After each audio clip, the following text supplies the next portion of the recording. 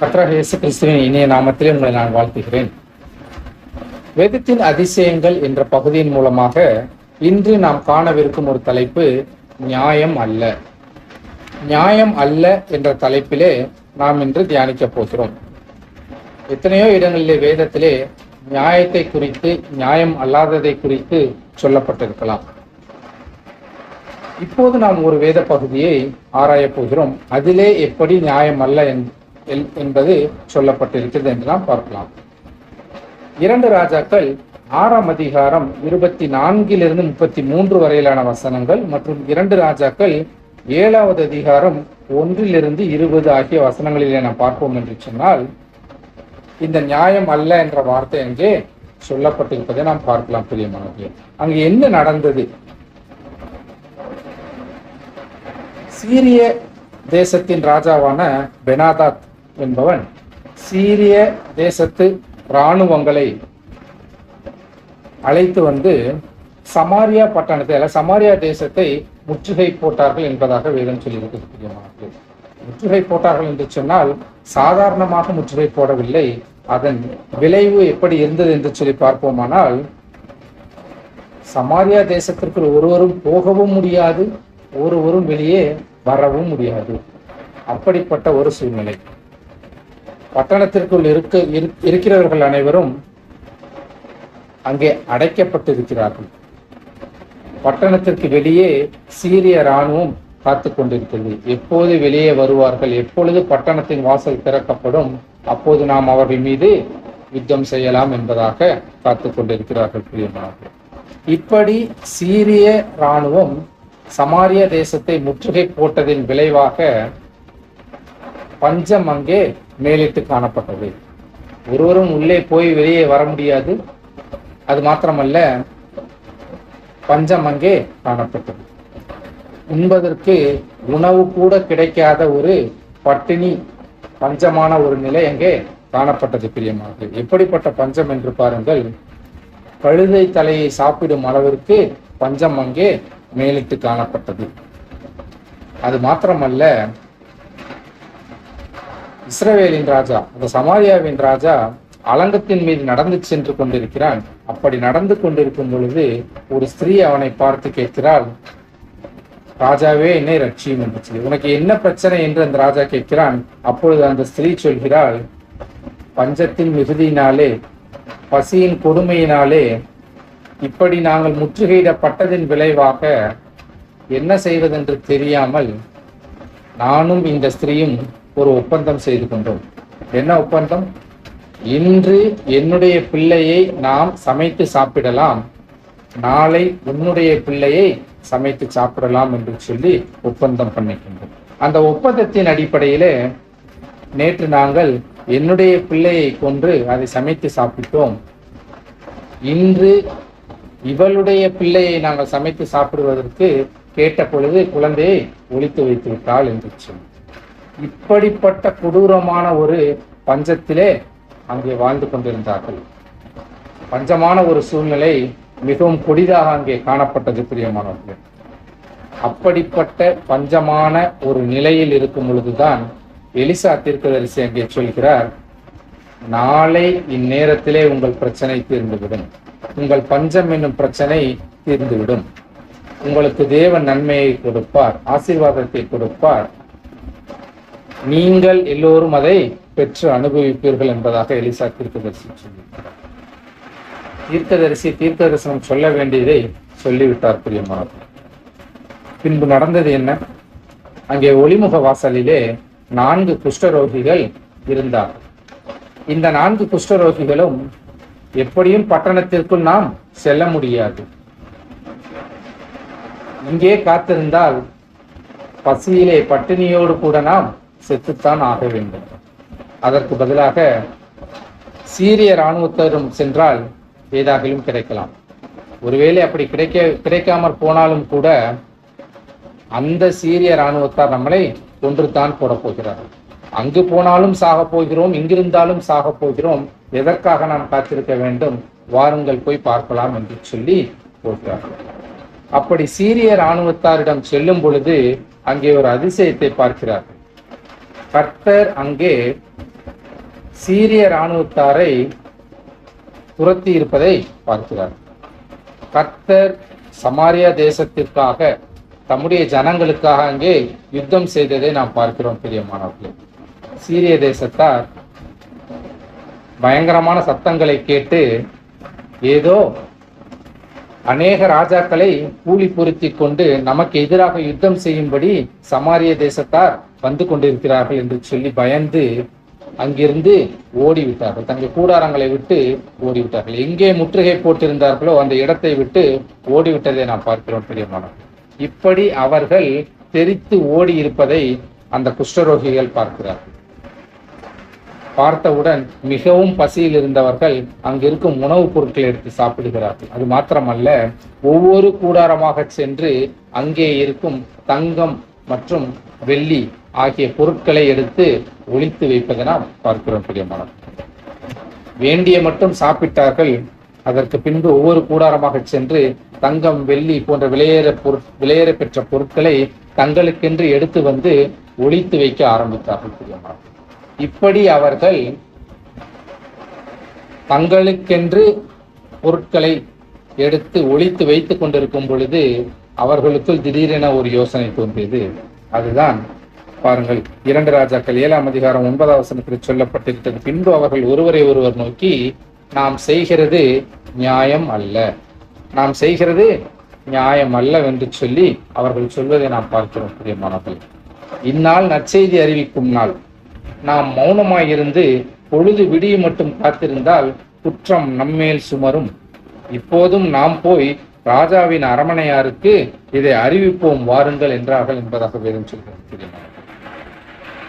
அந்த குஷ்டரோகிகள் அவர்களுக்கு தாங்களே சொல்லிக் கொள்கிறார்கள், நாம் செய்வது நியாயம் அல்ல.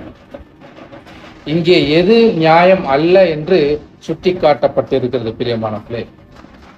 அவர்கள் எதை நியாயம் அல்லவென்று சொல்லி இருக்கிறார்கள்.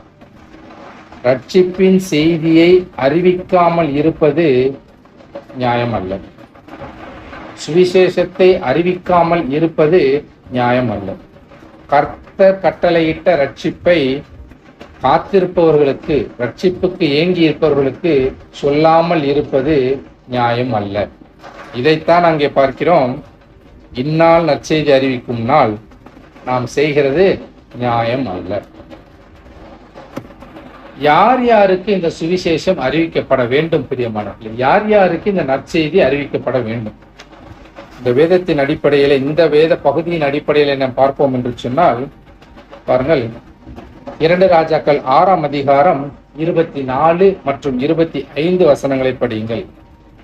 2 ராஜாக்கள் 6, 24 மற்றும் 25 வசனங்கள். இதற்கு பின்பு சீரியாவின் ராஜாவாகிய பெனாதாத் தன் ராணுவத்தை எல்லாம் கூட்டிக் கொண்டு வந்து சமாரியாவை முற்றுகை போட்டார். அதனால் சமாரியாவிலே கொடிய பஞ்சம் உண்டாயிற்று. ஒரு கழுதை தலை 80 வெள்ளிக்காசுக்கும் புறாக்களுக்கு போடுகிற காற்படி பயறு 5 வெள்ளிக்காசுக்கும் விற்கப்படும் மட்டும் அதை முற்றுகை போட்டார்கள். பாருங்கள் பிரியமானவர்களே, யாருக்கு இந்த நற்செய்தி அறிவிக்கப்பட வேண்டும்? யாருக்கு இந்த சுவிசேஷம் அறிவிக்கப்பட வேண்டும்? அங்கே திரள் ஜன கூட்டம், பெரும் கூட்டம் அங்கே அடைப்பட்டு இருக்கிறது பிரியமானவர்களே. ஏதோ ஒன்று அவர்கள் வாழ்க்கையிலே முற்றுகை போட்டு இருக்கிறது. ஏதோ ஒன்று அவர் வாழ்க்கையிலே அவர்களை அடைத்து வைத்திருக்கிறது பிரியமானவர்களே. எத்தனையோ நபர்கள் இன்றும் கூட பில்லி சூனியங்கள், கட்டுகள் ஆகியவற்றினாலே முற்றுகை போடப்பட்டிருக்கிறார்கள் பிரியமானவர்களே. தங்கள் வாழ்க்கையிலே அவர்களால் எண்ணி பார்க்க முடியாத அளவிற்கு பிரச்சனைகளின் நிமித்தமாக கட்டப்பட்டு இருக்கிறார்கள், முற்றுகை போடப்பட்டிருக்கிறார்கள், அடைப்பட்டு இருக்கிறார்கள் பிரியமானவர்களே. இப்படிப்பட்டவர்களுக்குத்தான் நற்செய்தி அறிவிக்கப்பட வேண்டும். மேலும் பாருங்கள், யாருக்கு இந்த நற்செய்தி அறிவிக்கப்பட வேண்டும்? 6வது அதிகாரம் 26வது வசனத்தை தொடர்ந்து படித்து பாருங்கள். இஸ்ரவேலின் ராஜா அலங்கத்தின் மேல் நடந்து போகையில் ஒரு ஸ்திரீ அவனை பார்த்து கூப்பிட்டு, ராஜாவாகிய என் ஆண்டவனே ரட்சியும் என்றாள். ஆம், பாருங்கள் பிரியமானவர்களே, ரட்சிப்பிற்கு வழி தெரியாதவர்களாய் யாராவது நம்மை ரட்சிக்க மாட்டார்களா? எது நம்மை ரட்சிக்கும்? யார் நம்மை ரட்சிப்பார் என்று சொல்லி ஏக்கத்தோடு கூட காத்திருக்கிறவர்கள் எத்தனையோ நபர்கள் இருக்கிறார்கள் பிரியமானவர்களே. வாழ்க்கையிலே அடைப்பட்டவர்களாய், வாழ்க்கையிலே முற்றுகை போடப்பட்டவர்களாய், வாழ்க்கையிலே என்ன செய்வது என்று தெரியாமல் திண்டாடி கொண்டிருக்கக்கூடிய மக்களாய் இன்று அநேகர் காணப்படுகிறார்கள். அவர்களுக்கெல்லாம் ஒரு நம்பிக்கை உண்டு, ரட்சிப்பு என்பது நிச்சயமாக உண்டு, ஆனால் அது எங்கே இருக்கிறது என்பது தெரியாது. ஆகவே தான் அந்த ஸ்ரீ அந்த ராஜாவை பார்த்து கேட்கிறாள், ஆண்டவனே ரட்சியும் என்று சொல்லி. ரட்சிப்புக்காக இன்றும் ஏங்கிக் கொண்டிருக்கக்கூடியவர்கள் எத்தனையோ நபர்கள் உண்டு பிரியமானவர்களே. இப்படி ரட்சிப்புக்காக ஏங்கிக் கொண்டு தவித்துக் கொண்டிருக்கும் ஒவ்வொருவருக்கும் தான் இந்த நற்செய்தி அறிவிக்கப்பட வேண்டும். தொடர்ந்து படியுங்கள் 6வது அதிகாரம் 30வது வசனத்திலே, அந்த ஸ்திரீயின் வார்த்தைகளை ராஜா கேட்டவுடனே அலகத்தின் மேல் நடந்து போகிற அவன் தன் வஸ்திரங்களை கிழித்துக் கொண்டான். அவன் உள்ளே தன் சரீரத்தின் மேல் இரட்டு உடுத்தி இருக்கிற ஜனங்கள் கண்டார்கள். ஆம், பாருங்கள் பிரியமானவர்களே, அவன் அந்த தேசத்தின் ராஜாவாக கூட இருக்கலாம், பெரிய ஞானியாக கூட இருக்கலாம், பெரிய செல்வந்தனாக கூட இருக்கலாம், பெரிய பணபலம் படைத்தவனாக அல்லது ஆள்பலம் படைத்தவனாக எப்படி வேண்டுமானாலும் இருக்கலாம். ஆனால் அவனுக்குள்ளும் கவலை கஷ்டம் என்பது இருக்கத்தான் செய்கிறது பிரியமானவர்களே. அப்படிப்பட்ட ஜனங்கள் இன்று காணப்படுகிறார்கள். வெளியே உலகத்திற்கு தங்களை ஞானிகள் என்றோ தங்களை பலம் படைத்தவர்கள் என்றோ பணம் படைத்தவர்கள் என்றோ காட்டிக்கொள்ளலாம். ஆனால் அவர்களுக்குள்ளும் கஷ்டங்களும் துன்பங்களும் காணப்படுகிறது பிரியமானவர்களே. அங்கே பாருங்கள், அந்த சமாரியாவின் ராஜா தன் வஸ்திரத்திற்குள்ளே எதை அணிந்திருந்தானாம்? ரட்டை அணிந்திருந்தானாம். ரட்டு என்பது துன்பத்தின் அடையாளம், ரட்டு என்பது கவலையின் அடையாளம், ரட்டு என்பது துக்கத்தின் அடையாளம் பிரியமானவர்களே. அந்த ராஜாவுக்குள் எவ்வளவு துக்கம் இருந்திருக்கும் என்று சொல்லி பாருங்கள். அந்த ராஜாவுக்குள் எவ்வளவு மனக்கவலை இருந்திருக்கும் என்று சொல்லி பாருங்கள் பிரியமானவர்களே. அதை வெளியே காட்டிக்கொள்ளாதவனாய் மேலே தன் வஸ்திரத்தை போட்டுக்கொண்டு அந்த துக்கத்தை, அந்த துன்பத்தை, அந்த கவலையை மறைத்து கொண்டிருந்தான் பிரியமானவர்களே. இப்படி இன்றும் உலகத்தில் வெளித்தோற்றத்தில் நல்ல விதமாக காட்டிக்கொள்ளலாம். ஆனால் அவர்கள் மனதிற்குள்ளும் கூட எத்தனையோ துன்பங்களும் கவலைகளும் கஷ்டங்களும் இருக்கத்தான் செய்கிறது பிரியமானவர்களே. அதை காட்டிக்கொள்ளாத எத்தனையோ நபர்கள் நம் மத்தியிலே வாழ்ந்து கொண்டுதான் இருக்கிறார்கள். யாருக்கும் தெரியாது பிரியமானவர்களே, யார் எந்த கஷ்டத்தில் இருக்கிறார்கள், எந்த துன்பத்தை அனுபவித்துக் கொண்டிருக்கிறார்கள், எதை தங்கள் மனதிலே மறைத்து வைத்துக் கொண்டிருக்கிறார்கள் என்பது நமக்கு தெரியாது பிரியமானவர்களே. ஆனாலும் அப்படிப்பட்ட மக்கள் நம் மத்தியில் வாழ்ந்து கொண்டுதான் இருக்கிறார்கள். இப்படிப்பட்டவர்களுக்கு ரட்சிப்பு என்பது, சுவிசேஷம் என்பது அறிவிக்கப்பட வேண்டும். 2 ராஜாக்கள் 7ஆம் அதிகாரம் 1வது வசனத்தை படித்து பாருங்கள். அப்பொழுது எலிசா, கர்த்தருடைய வார்த்தையை கேளுங்கள், நாளை இந்நேரத்தில் சமாரியாவின் வாசலிலே 1 மரக்கால் கோதுமை மா 1 சேக்கலுக்கும் 2 மரக்கால் வார் கோதுமை 1 சேக்கலுக்கும் விற்கப்படும் என்று கர்த்தர் சொல்லுகிறார் என்றார். பாருங்கள் பிரியமானவர்களே, இங்கே எலிசா என்னும் ஒரு தீர்க்கதரிசியும் கூட அந்த கூட்டத்திலே இருப்பதை நாம் பார்க்கிறோம் பிரியமானவர்களே. இன்றும் கூட நாம் இருக்கும் இடத்திலே, நாம் இருக்கும் ஊர்களிலே தீர்க்கதரிசிகள் உண்டு பிரியமானவர்களே. அவர்கள் கர்த்தர் கொடுக்கும் தீர்க்க தரிசன வசனங்களை, கர்த்தர் கொடுக்கும் தீர்க்க தரிசன வார்த்தைகளை நமக்கு சொல்லுகிறார்கள், மக்களுக்கு சொல்லிக் கொண்டுதான் இருக்கிறார்கள் பிரியமானவர்களே. பாருங்கள், எலிசா அங்கு நிச்சயமாகவே ரட்சிப்பு கிடைக்கும் என்று சொல்லி அங்கே சொன்னார்.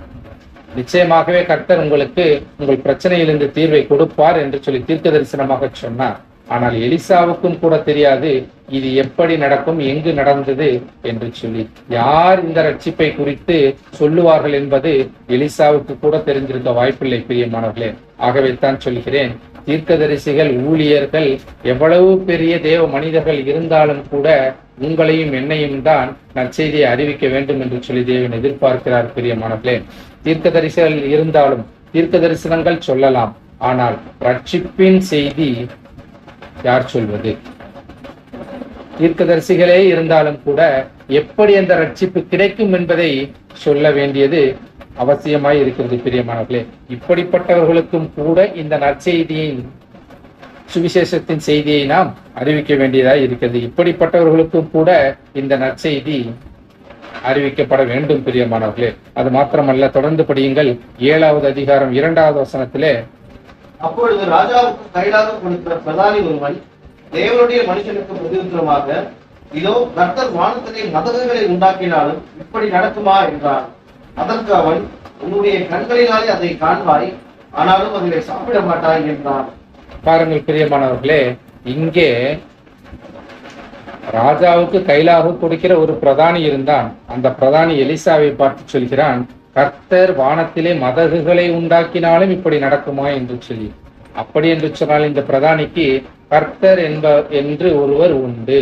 அந்த கர்த்தர் நிச்சயமாக அதிசயங்களை செய்யக்கூடியவர், அற்புதங்களை செய்யக்கூடியவர், இஸ்ரவேல் ஜனங்களை எகிப்திலிருந்து வழிநடத்தி வந்தவர், எத்தனையோ அதிசயமான காரியங்களை, அற்புதமான காரியங்களை செய்தவர் என்பதெல்லாம் இந்த பிரதானிக்கு தெரிந்திருக்கும். ஆனாலும் கூட பாருங்கள், அன்று தீர்க்கதரிசி சொல்லும் பொழுது அதை ஏற்றுக்கொள்ள முடியாதவனாய், அதை விசுவாசிக்க முடியாதவனாய் அன்று அவன் காணப்பட்டான் பிரியமானவர்களே. ஆகவே நம் மத்தியிலும் கூட பிரியமானவர்களே அவ்விசுவாசிகள் எத்தனையோ பேர் காணப்படலாம்.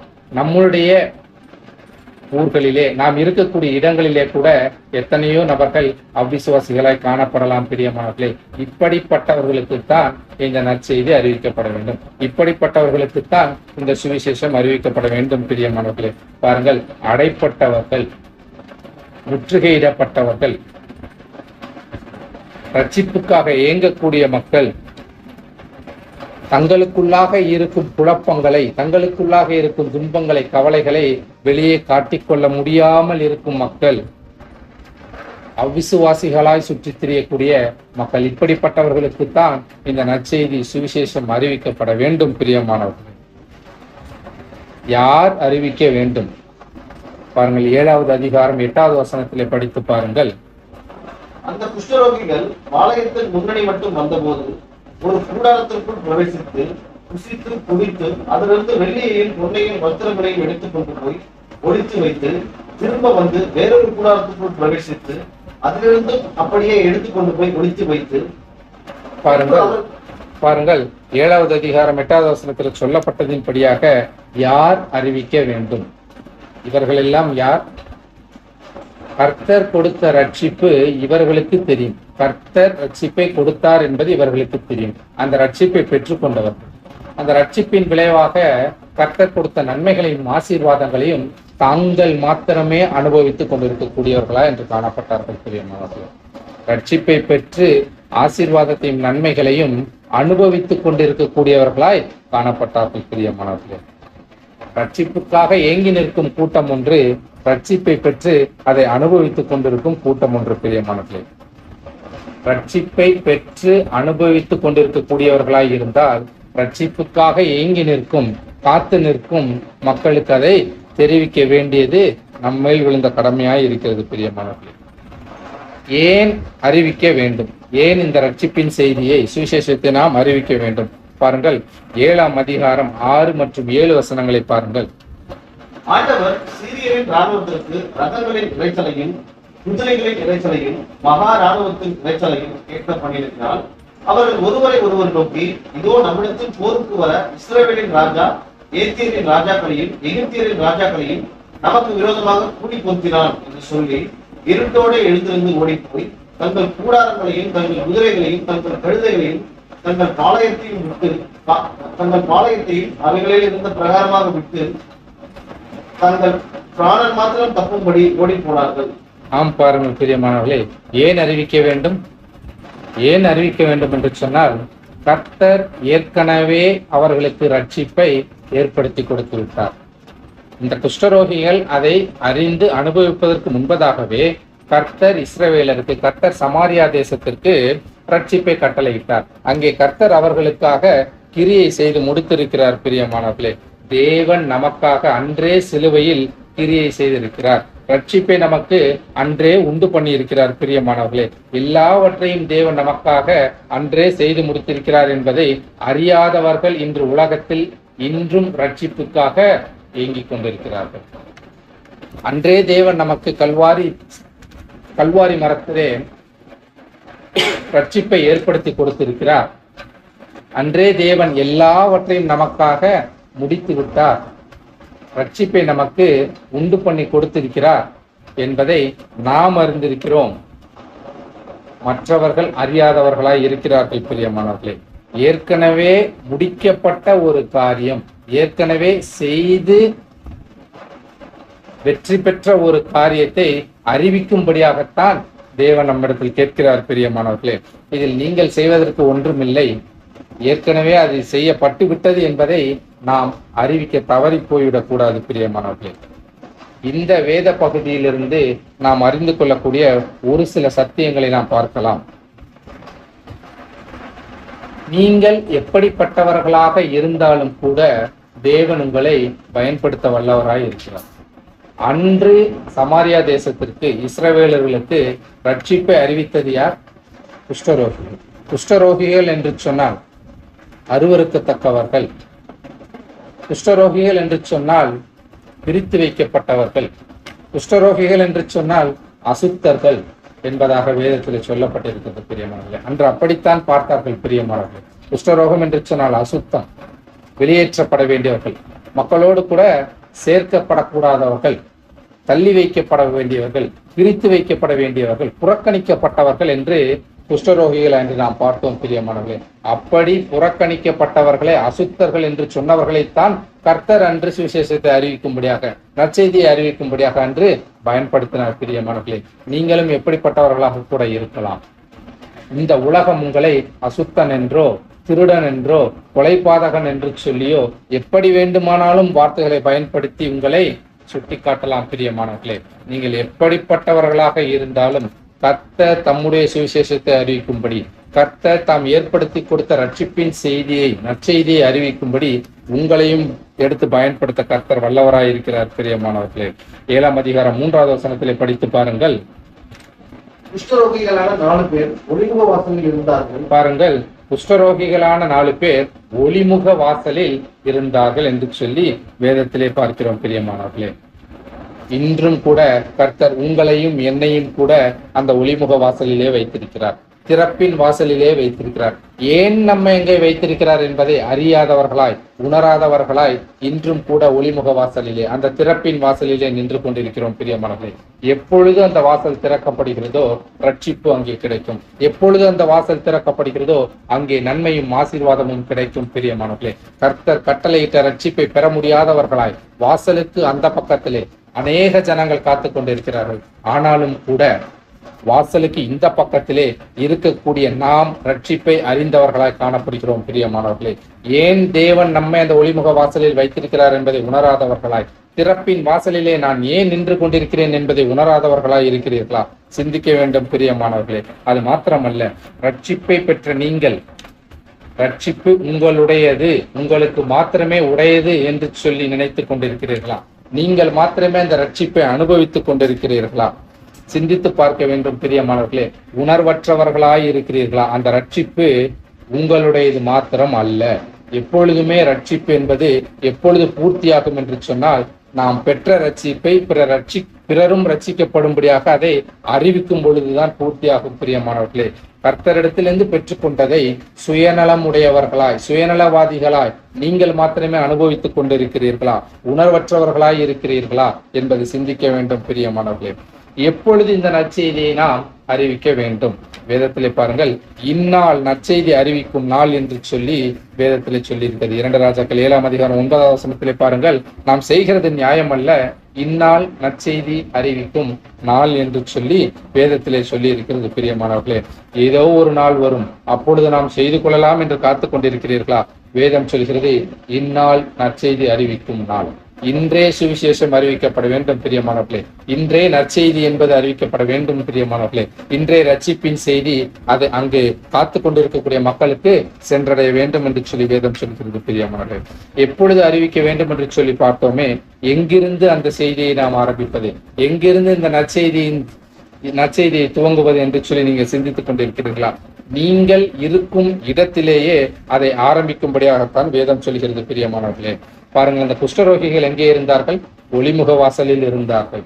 கர்த்தர் அவர்களுக்கு ரட்சிப்பை கட்டளையிட்டார் என்பதை அறிந்து கொண்டவர்கள், அனுபவித்தவர்கள் மீண்டுமாக எங்கே இருந்தார்களோ அதே ஒளிமுக வாசலிலே வந்து அங்கே இருக்கக்கூடிய காவல்காரனிடத்தில் அதை சொல்வதை நாம் பார்க்கிறோம் பிரியமானவர்களே. ஆகவே எங்கே இருக்கிறீர்களோ அங்கே நற்செய்தியை துவங்குங்கள், அங்கே சுவிசேஷத்தை துவங்குங்கள் பிரியமானவர்களே. ஏதோ ஒரு இடத்திற்கு நாடு கடந்து போய்தான் நாம் சுவிசேஷத்தை அறிவிக்க வேண்டும் என்பது இல்லை பிரியமானவர்களே. எங்கே இருக்கிறோமோ அங்கேயே அந்த நற்செய்தியை அறிவிக்க நாம் முன்வர வேண்டும் பிரியமானவர்களே. அப்படி நீங்கள் இருக்கக்கூடிய இடத்திலேயே நற்செய்தியை அறிவிக்க ஆரம்பித்தால், சுவிசேஷத்தை சொல்ல ஆரம்பித்தால், நிச்சயமாகவே நீங்கள் இருக்கக்கூடிய இடம் ஆசீர்வதிக்கப்படும் பிரியமானவர்களே. பாருங்கள், ஒளிமுக வாசலில் தான் இருந்தார்கள், ஒளிமுக வாசலில் தான் அந்த நற்செய்தி அறிவிக்கப்பட்டது. பாருங்கள், ஒளிமுக வாசலில் தான் அந்த ரட்சிப்பும் கிடைத்தது. ஒளிமுக வாசலில் தான் அந்த நன்மையும் ஆசீர்வாதமும் பெற்றுக்கொள்ள முடிந்தது பிரியமானவர்களே. ஆகவே எங்கே இருக்கிறீர்களோ அங்கேயே அந்த நற்செய்தியை சொல்ல ஆரம்பியுங்கள். அந்த சுவிசேஷத்தை பிரசங்கிக்க ஆரம்பியுங்கள். அந்த இடத்தை தேவன் மகிமைப்படுத்துவார். அந்த இடத்தை தேவன் ஆசீர்வதிப்பார். உங்கள் நிமித்தமாக அந்த இடம் ஆசீர்வதிக்கப்படும் பிரியமானவர்களே. அது மாத்திரமல்ல, இந்த வேத பகுதியிலே நாம் அறிந்து கொள்ள வேண்டிய முக்கியமான ஒரு காரியம் என்னவென்று சொன்னால், காத்திருப்பது தாமதிப்பதற்கு சமமாகும் பிரியமானவர்களே. ஏதோ ஒரு காரணத்திற்காக நீங்கள் சுவிசேஷத்தை அறிவிக்காமல் காத்து கொண்டே இருப்பீர்கள் என்று சொன்னால் அது காத்திருப்பு அல்ல, தாமதம் என்று சொல்லி அறிந்து கொள்ளுங்கள். யாரோ ஒருவர் உங்களுடைய காத்திருப்பு, யாரோ ஒருவர் ரட்சிப்பை பெற்றுக்கொள்ள முடியாதபடிக்கு நீங்கள் தாமதித்துக் கொண்டிருக்கிறீர்கள் என்பதை அறிந்து கொள்ள வேண்டும் பிரியமானவர்களே. பாருங்கள், நாம் மௌனமாயிருந்தால் பொழுது விடியும் மட்டும் நாம் காத்திருந்தால் குற்றம் நம்மேல் சுமரும் என்று சொல்லி அந்த குஷ்டரோகிகள் சொன்னதை பார்க்கிறோம் பிரியமானவர்களே. காத்திருப்பது வேறு ஒருவருடைய ரட்சிப்பை தாமதிப்பதற்கு சமமாகும் பிரியமானவர்களே. விடியற் காலம் மட்டும் காத்திருந்தால் குற்றம் உங்கள் மேல் என் மேல் சுமரும் பிரியமானவர்களே. நிச்சயமாகவே ஒரு நாள் விடியும், அவர் வருவார். அவர் வரும் வரை காத்திருக்க போகிறீர்களா?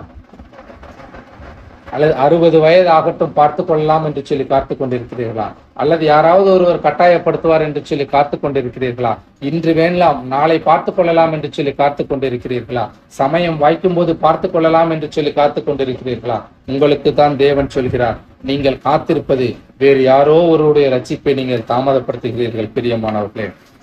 நன்றாக சிந்தித்துக் கொள்ளுங்கள் பிரியமானவர்கள். நீங்கள் காத்திருக்கும் ஒவ்வொரு நொடியும் ஒவ்வொரு நிமிடமும் யாரோ ஒருவருடைய ஏதோ ஒரு ஆத்மாவை நீங்கள் இழந்து கொண்டிருக்கிறீர்கள்.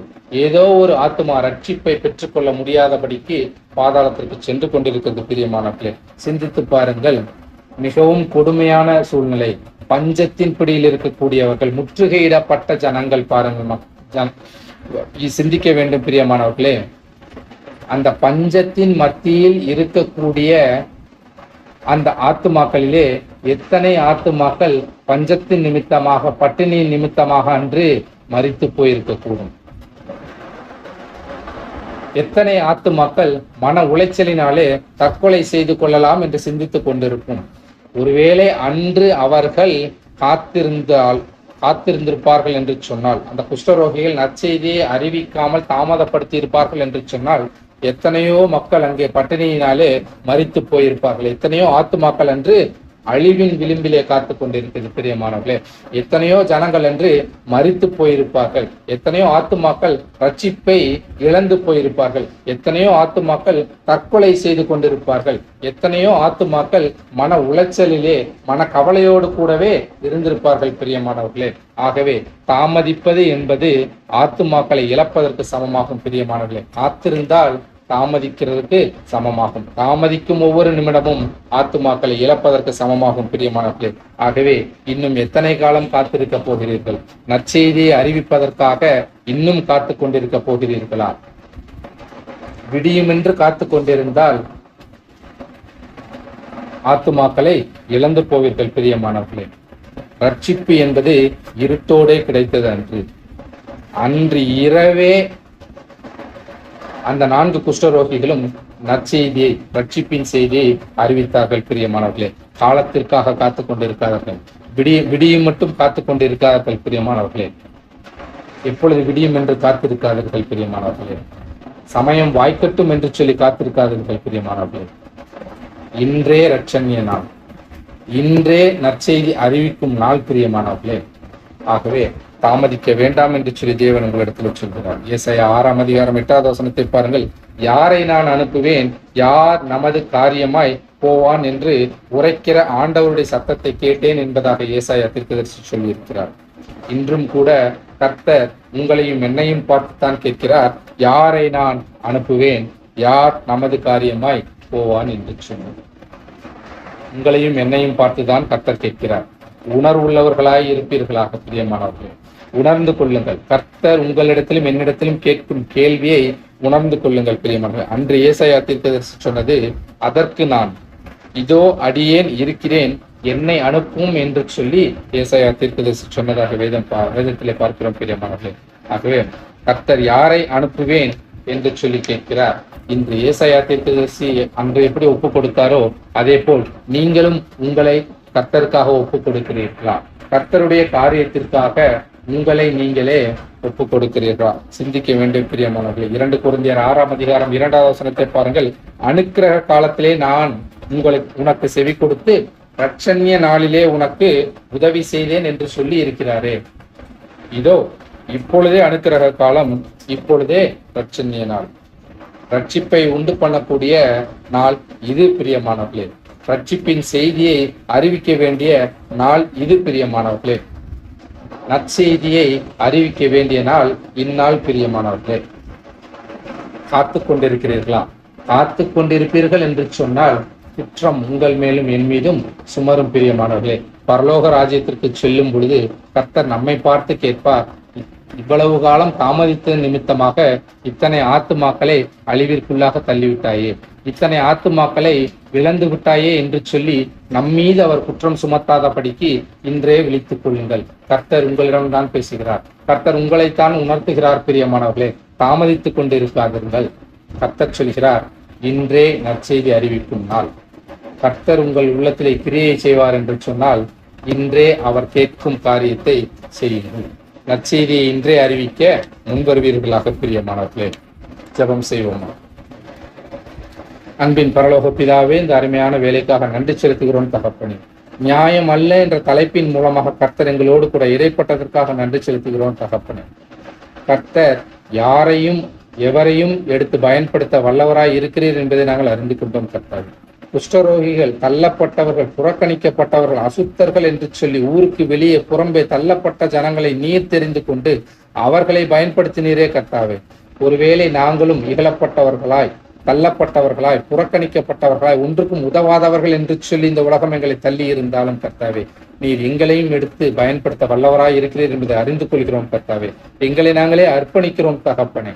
நாங்கள் ஒருவேளை தெரிந்து கொள்ளப்பட்டவர்களாய் இருந்து திறப்பின் வாயிலிலே நிற்கிறோம் என்று சொன்னால் கர்த்தாவே, நாங்கள் திறப்பின் வாயிலில் ஏன் நிற்கிறோம் என்பதை நாங்கள் இன்று உணர்ந்து கொள்ளும்படியாக கர்த்தர் எங்களுக்கு கிருபை தருகிறார் கர்த்தாவே.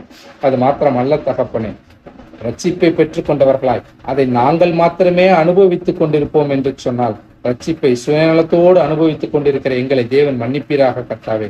அதை பிறருக்கும் காத்து கொண்டிருக்கக்கூடியவர்கள், ரட்சிப்புக்கு ஏங்கிக் கொண்டிருக்கக்கூடியவர்களுக்கு இந்த ரட்சிப்பை நாங்கள் அறிவிக்க முன்வர வேண்டும் என்பதை தேவன் எங்களுக்கு உணர்த்தி இருப்பதற்காக நன்றி செலுத்துகிறோம் தகப்பனே.